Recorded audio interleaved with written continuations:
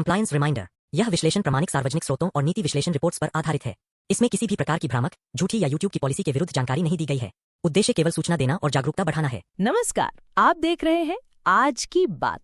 और आज का सवाल सिर्फ एक डिफेंस डील का नहीं है। ये सवाल है कि भारत किस पर भरोसा करेगा, अमेरिका पर, रूस पर या सिर्फ खुद पर। दोस्तों, आज हम आपको वो नहीं बताएंगे जो सरकार की प्रेस रिलीज कहती है। हम आपको वो दिखाएंगे जो इस डील की तह में छिपा है। क्योंकि ये सिर्फ लड़ाकू विमानों की खरीद नहीं है, ये है भारत के आत्मसम्मान, रणनीतिक आत्मनिर्भरता और भविष्य की वायु शक्ति का फैसला। पहला सवाल, आखिर अचानक इतना बड़ा फैसला क्यों? भाई, MiG-21 जिसे हम सालों से उड़ा रहे हैं, अब आखिरकार सेवानिवृत्त हो रहा है। 62 साल की सेवा के बाद सितंबर 2025 में यह योद्धा अब वायुसेना से विदा लेगा।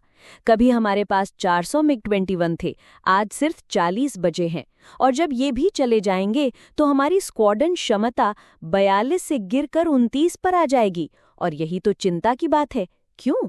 क्योंकि चीन हर महीने अपने फाइटर जेट्स की संख्या बढ़ा रहा है। पाकिस्तान भी चीन से JF-17 ब्लॉक 3 खरीद कर मुंह उठाए खड़ा है। अब सवाल उठता है, विकल्प क्या है? 1. अमेरिका का F-35, दुनिया का सबसे एडवांस्ड फाइटर जेट। लेकिन भाई, साथ में एक शर्तों की पूरी थैली भी आती है। हर बटन, हर टेक्नोलॉजी, हर उड़ान, सब पर अमेरिकी नजर। दूसरा, रूस का सुखोई 57, टेक्नोलॉजी सस्ती, ऑफसेट भारत में, लेकिन इसकी विश्वसनीयता वैसी ही है जैसे पाकिस्तान के वादों की। तो सरकार करे तो क्या करे? अब पहली बार रक्षा मंत्रालय ने साफ कहा है, अब और इंतजार नहीं। और 60 जेट्स की खरीद प्रक्रिया को क्लियरेंस मिल चुका है। लेकिन यहाँ सवाल सिर्फ जेट खरीदने का नहीं है, ये फैसला है एक पूरे युग के बारे में। अगर हम F-35 लेते हैं तो हम अमेरिका के सबसे संवेदनशील रक्षा गठबंधन का हिस्सा बनने जा रहे हैं। लेकिन ध्यान रखिए, अमेरिका हमें नेटो का सदस्य नहीं मानता। तो क्या वो टेक्नोलॉजी खुलकर देगा? और अगर सुखोई 57 चुनते हैं तो इसकी डिलीवरी रूस यूक्रेन युद्ध से प्रभावित होगी। सप्लाई चेन पर सवाल, सर्विसिंग की गारंटी नहीं, और भारत के साथ पिछले संयुक्त प्रोजेक्ट को अधूरा छोड़ने का इतिहास भी रहा है। तो असली सवाल ये है कि क्या भारत भरोसे से डील करेगा या मजबूरी से? ये देखिए, अमेरिका टेक्नोलॉजी देगा लेकिन साथ में मिर्ची भी देगा। रूस कीमत घटाएगा लेकिन क्वालिटी और टाइमिंग डगमगाएगी। और भारत को चाहिए आज के लिए ताकत और कल के लिए आत्मनिर्भरता। और इसी आत्मनिर्भरता का नाम है AMCA, advanced medium combat aircraft. सरकार ने साफ कहा, AMCA डिले नहीं होगा। विदेशी जेट सिर्फ एक अस्थायी व्यवस्था है। हमारा सपना हमारा ही होगा, अपने ही देश में बना, अपने ही हाथों से उड़ाया गया। लेकिन भाई, यहाँ मामला सिर्फ सैन्य ताकत का नहीं है, ये मामला है राजनीतिक ताकत का। आप सोचिए, अगर हम अमेरिका से डील करते हैं तो क्वाड को मजबूती मिलती है, लेकिन चीन बौखलाता है। और रूस, वो हमें S-400 की सप्लाई में अड़ंगा लगा सकता है। वहीं अगर हम रूस के साथ जाते हैं तो अमेरिका बिफरेगा। IMF और वर्ल्ड बैंक के मंचों पर भारत को गुपचुप चोट मिल सकती है, क्वाड में दरार आ सकती है। यानी जेट से ज्यादा बड़ा फैसला है रणनीतिक स्थिति का चयन। हम किसके साथ खड़े हैं, अमेरिका के, रूस के या भारत के? अब बात करते हैं सोशल मीडिया की। यूट्यूब और ट्विटर पर देखिए, F-35 इंडिया मस्ट बाय और S-500 is the best choice for India जैसे हैशटैग्स ट्रेंड कर रहे हैं। लेकिन सच्चाई क्या है? भाई, देश को आज चाहिए बैलेंस। एक तरफ तत्काल आवश्यकता यानी 60 जेट्स, और दूसरी तरफ दीर्घकालिक योजना AMCA। और यही सरकार की स्ट्रैटेजी है। विदेशी जेट से आज की जरूरत पूरी होगी, AMCA से आत्मनिर्भर भारत का सपना पूरा होगा। अब बात करते हैं सबसे बड़ा मुद्दा, बजट।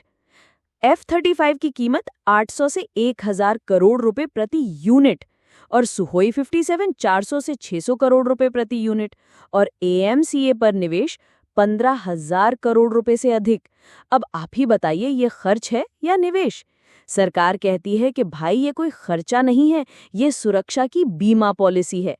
आप कार तो बिना के बिना नहीं चलाते, देश को बिना जेट्स के कैसे उड़ाएंगे? अब बात करते हैं फैसले की टाइमिंग की। आज डील फाइनल हो गई है, कल से जेट नहीं उड़ेंगे। एयरबेस अपग्रेड होने में समय लगेगा, पायलट्स की ट्रेनिंग कम से कम 2 से 3 साल, spare parts, supply chain dependency, technician और सर्विसिंग इंफ्रास्ट्रक्चर का नव निर्माण। यानी चीन जहां अभी उड़ान भर रहा है, हम रनवे पर हैं। तो अब बात करते हैं AMCA की। याद रखिए, ये फाइटर जेट नई तकनीक पर आधारित होगा, जो दुश्मन को ट्रैक करने से लेकर हमला करने तक आत्मनिर्भर होगा। तो अब असली सवाल ये है कि क्या भारत अपनी स्वतंत्र नीति बनाए रखेगा या किसी एक ध्रुव पर झुक जाएगा? क्या हम तकनीक लेंगे लेकिन अपनी शर्तों पर?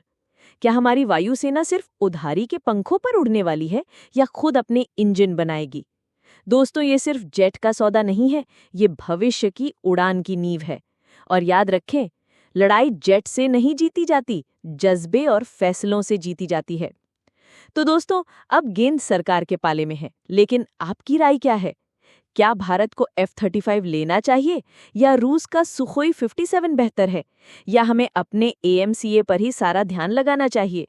नीचे कमेंट में बताइए, भारत का अगला जेट कौन? और अगर आपको लगता है कि ये खबर बाकी लोगों तक पहुंचनी चाहिए, तो इसे लाइक करें, शेयर करें और चैनल को सब्सक्राइब जरूर करें, क्योंकि हम आपको दिखाते हैं वो सच जो बाकी मीडिया अक्सर छुपा लेती है।